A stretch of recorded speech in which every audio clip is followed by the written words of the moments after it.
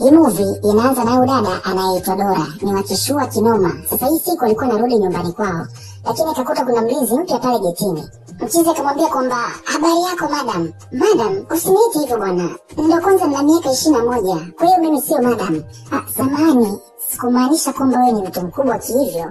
Sawa, haina haja kuomba msamaha. Hata hivyo naitwa Dora. Mimi naitwa Oba. Lakini mbona ufananii kama kuwa mlinzi wa getini? Kweli sifananii? Ndio, mchizi akashangaa kinoma.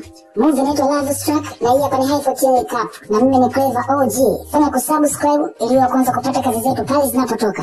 Sasa Oba ni mwanafunzi wa chuo ambaye amerudi nyumbani kwa sababu ya kukosa ada. Wanafunzi wote ambao walichelewa kulipa ada chuoni walirudishwa nyumbani mpaka pale watakapolipa ada. Kwa hiyo mchizi akarudi nyumbani. Na mchizi anaishi na mama yake ambaye ni mpishi kwenye ile jumba la kifahari. Sasa Dora ana kaka yake ambaye anaitwa Marcus. Hawa ni watoto wa kishua kama nilivyokuambia hapo awali. Mzee wao ana pesa kishenzi. Siku Dora alikuwa anamwambia mama yake kwamba anahitaji gari yake mwenyewe binafsi. Yule mkubwa anamwambia kwamba atamnunulia gari mpaka pale atakapomaliza shule. Lakini baba, kwa nini msininunulie gari? Marafiki zangu wengine wote wana magari. Hapana binti yangu, awamu hii nitakuwa upande wa mama yako. Soma kwanza mpaka pale utakapomaliza shule. Mama, hicho chakula bado? Mimi na njaa bwana. Hiki hapa mwanangu. Mchizi anapenda kula kinoma. Nilikuwa nimemisi chakula chako sana mama. Hichi hapo kula. Vipi masomo yanaendaje? Na hao walimu wenu huko chuoni, hivi hawataki muhitimu kila siku ada. Alafu mbona naongea peke yangu? Mbona uongei? Kwa hiyo niseme nini kingine mama? Hata hivyo nimefurahi kurudi nyumbani nikuone. Nilikuwa nimekumisi bana. Kwa hiyo unafurahia kurudishwa nyumbani? Sio kama nimefurahi, lakini ningefanya nini sasa? Ndio wameamua kuturudisha wenyewe nyumbani kisa hiyo ada yao. Hata hivyo na mimi nilikumisi sana mwanangu. Hivi ulikuwa unakula vizuri huko? Mbona umekonda hivi? Mbona niko fiti tu mimi. Wanapendana kinoma kama mama na mtoto. Kesho yake bibi mkubwa anatoka kazini, akamkuta Oba amelala pale sebuleni. Akamwamsha mchizi. Kwa hiyo wewe, yani umelala siku nzima bila kufanya chochote kile? Hapana, mbona nimefanya usafi, nimesafisha ndani na huko nje. Kwa hiyo sio kama sijafanya kitu chochote. Bibi mkubwa akamwambia kwamba kwa hiyo mpango wako ni upi? Utaendelea kukaa nyumbani bila kufanya shughuli yoyote ile? Inabidi utafute kitu cha kufanya katika kipindi hiki ambacho tunashughulikia swala la ada. Sawa, tutaangalia kitu cha kufanya. Ngoja mimi nilale sasa. Hebu amka huko kaniletee chakula. Huko upande mwingine, mama yake Oba alikuwa kazini. Kama nilivyokuambia kwamba yeye ni mpishi kwenye ile nyumba ya kifahari. Sasa kwenye nyumba kuna mlinzi wa getini ambaye alikuwepo anafanya kazi hapa. Ila kaja akapata matatizo kwa muda akaondoka. Hivyo siku mama yake Oba akamfuata bosi wake akamwambia kwamba kuna kitu anataka azungumze naye. Madam, natambua kwamba Mr. Ben hayupo kazini kwa muda sasa. Kwa hiyo vipi kama nikileta mtu mwingine ambaye atachukua nafasi yake kwa muda? Ni sawa, itakuwa ni wazo zuri tu. Basi naomba mpatie nafasi mwanangu. Amerudi nyumbani baada ya kutoka chuo. Kuna tatizo kidogo la ada limetokea. Kwa hiyo atakuwa nyumbani kwa muda. Ni sawa, hakuna shida, lakini unatakiwa utambue kwamba itakuwa ni kazi ya muda mfupi tu. Mr. Ben akisharudi atachukua nafasi yake. Ndiyo madam, usiwaze kabisa. Ni mchapakazi mno. Natambua. Ulivyoniambia tu kwamba ni mtoto wako, nimeshaelewa kwamba ni mchapakazi. Wanasema mtoto wa nyoka ni nyoka, si ndio? Basi ni sawa, nitaongea na mume wangu alafu nitakuja nikupe jibu. Nashukuru sana madam. Nataka nikukumbushe wewe mtumiaji wa Halotel kwamba hatuzimi data kwa matumizi ya internet na bando nafuu. Tupo na Don Bundles ambaye anakuletea bando kwa bei rafiki kabisa, ili uweze kuokoa gharama zako katika matumizi ya bando. Gharama ya package ni kama unavyoona kwenye skrini yako, ambapo GB 10 utapata kwa 9500, GB 13 utapata kwa 12000, GB 15 kwa 14000 na kuendelea. Kwa mawasiliano zaidi piga simu namba 0616807602. Don Bundles. Hatuzimi data. Baadaye bibi mkubwa amerudi nyumbani, Oba akamletea chakula. Bibi mkubwa akamwambia kwamba umeshafikiria kitu cha kufanya? Kiukweli mama, sijafikiria kabisa. Nafikiri unatakiwa kuja kufanya kazi sehemu ninayofanyia mimi kazi. Yaani nikufuate wewe kivipi yani? Sikia, kwenye ile nyumba kuna mlinzi wa getini alikuwepo. Ila kwa sasa ameondoka kwa muda. Kwa hiyo anahitaji mlinzi mwingine. Kwa hiyo mimi nije nifanye kazi ya ulinzi? Ndio, watakulipa vizuri. Mr. Ben alikuwa anamlipa na ila 800,000. Na ila 800,000?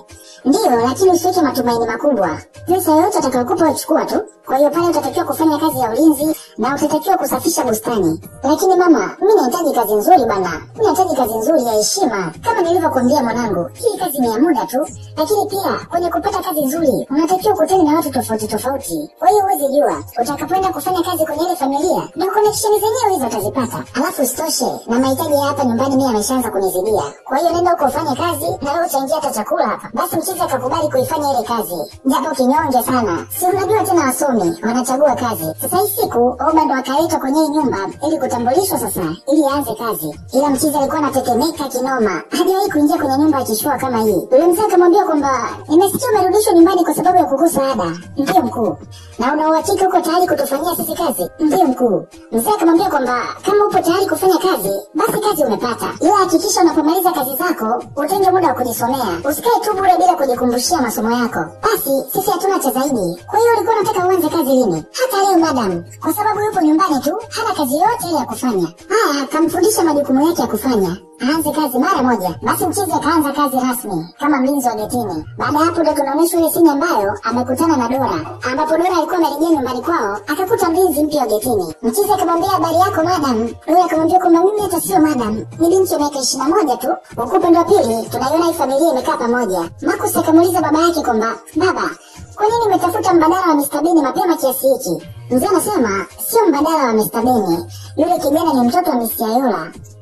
Miss Ayola? Kwa hiyo mmemwajiri kijana wa Miss Ayola? Ndiyo, lakini nilifikiri muda huo angetakiwa kuwa chuo.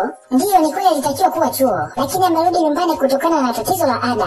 Oh, tatizo la ada. Na atakuwa hapa kwa muda gani? Kiukweli sijui, lakini nafikiri mpaka pale suala lake la huko chuoni litakapotatuliwa. Sasa wakajadili sana, ila Marcus anaonekana kutomkubali kabisa Oba. Akawa anataka mshikaji aondoke mapema nyumbani kwao. Sijui kwa nini anahisia mbaya juu ya Oba. Basi mida ya jioni hivi, baada ya mchizi kumaliza kazi zake, anamsubiri bi mkubwa wake ili aondoke sasa. Bi mkubwa akatoka. Akamwambia kwamba vipi? Siku yako imeendaje?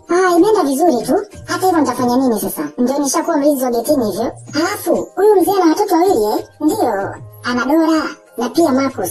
Dora yupo kwenye umri kama wako hivi, ni lika lako, lakini kwa Marcus ni mkubwa. Nafikiri ameshafikisha miaka 30. Hata hivyo tuende nyumbani, mbona una maswali mengi hivyo? Huko upande wa pili tunamwona Marcus amemfuata mdogo wake. Dora akamwambia vipi? Hivi kumbe ndogo namchekea kila mtu kiasi hicho? Kwa nini? Sikuelewi. Nimekuona namchekea yule mlinzi. Kwani yeye sio mtu? Si ni mtu na yeye? Ndiyo ni mtu, lakini siku zote lazima kuwa na mipaka. Usiruhusu mtu yoyote akuzoezoee. Weka mipaka, ndipo watu watakuheshimu. Unajua nini? Nafikiri natakiwa kubaki mwenyewe. Hata hivyo nataka nikaoje. Nimeshakuonya. Usije ukasema kwamba sikukwambia. Shauri yako. Kisha mchizi akasepa. Huko upande mwingine tunamwona Oba ameingia ndani. Ila punde Dora akatokea. Habari yako? Mimi ni Oba. Ndiyo, nakumbuka uliniambia jana. Nilikuja kurudisha sahani huko ndani.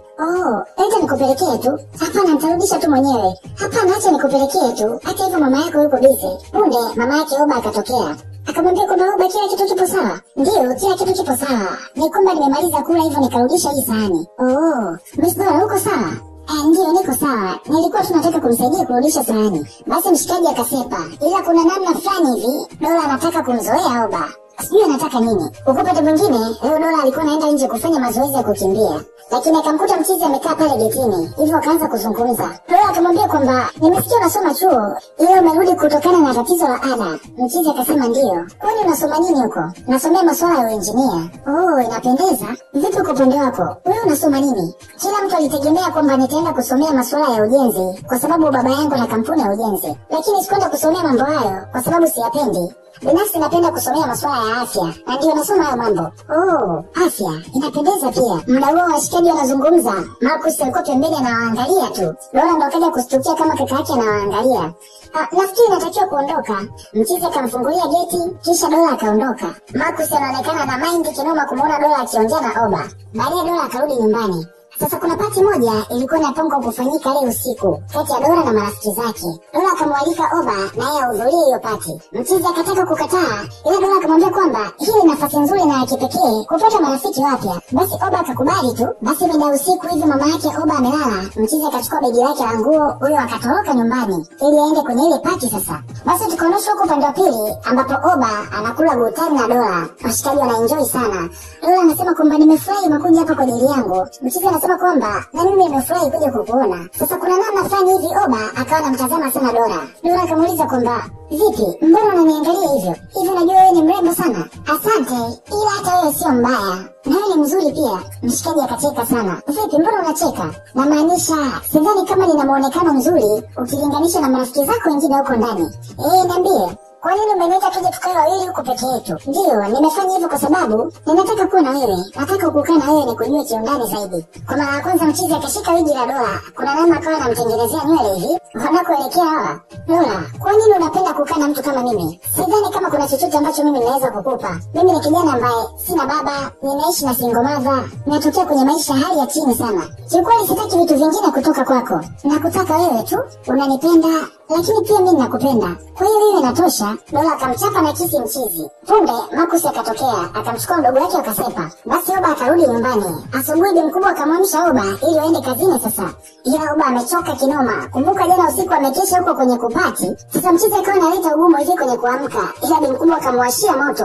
Akamwambia kwamba alafu sidhani sijui kama jana usiku ulitoroka nyumbani. Ninajua. Akamfokea kinoma. Upande wa pili Marcus alikuwa anataka kutoka. Ila gari yake ikamzingua. Sasa akawa anahangaika nayo pale. Ila Oba akamuona, akatokea pale akamwambia kwamba mkuu, kila kitu kipo sawa. Kwani uone kama nahangaika na gari yangu hapa? Oba akaanza kuseti mitambo. Wewe, mbona unashikashika hiyo gari? Najaribu kuitengeneza tu mkuu. Marcus akampigia fundi wake wa gereji, ila mchizi akamwambia kwamba yuko mbali sana. Kwa hiyo atafika baada ya lisali moja. Baada ya lisali moja? I see, kuna simu nawahi. Muda huo anahangaika na simu, huku Oba anatengeneza gari. Mchizi akatengeneza mpaka gari likakaa sawa. Kwa mara ya kwanza Marcus akamsifia Oba. Anasema kwamba umenisaidia sana kwa sababu fundi gereji aliniambia nisubiri baada ya lisali moja. Na ukizingatia kuna sehemu ninawahi, hakuna tatizo sawa. Ninauelewa na haya masuala ya kurekebisha magari kwa sababu ni vitu ambavyo ninasomea chuoni. Hebu chukua hii pesa ya shukurani. Mchizi akampatia pesa. Oba akafurahi kinoma. Na hapo ndo nakuwa mwisho wa sehemu ya kwanza ya hii movie inayoitwa Love Struck. Usikose kutazama sehemu ya pili ambayo itaruka hapa hapa High 14 Recap. Unachotakiwa kufanya ni kubonyeza kitufe cha kusubscribe ili uweze kupata recap zetu mpya ambazo zitakujia hivi punde. Lakini kabla sijaondoka, naomba nikuachie swali, kisha unipe mtazamo wako hapo chini kwenye comment. Ikiwa katika mahusiano mwanamke ana kipato kikubwa zaidi ya mwanaume, je, kuna uwezekano wa mahusiano ya namna hii kudumu? Niandikie maoni yako hapo chini kwenye comment, kisha tutajadili tutakapokutana tena. Hii hapa ni High 14 Recap na mimi ni Clever OG. Till next time.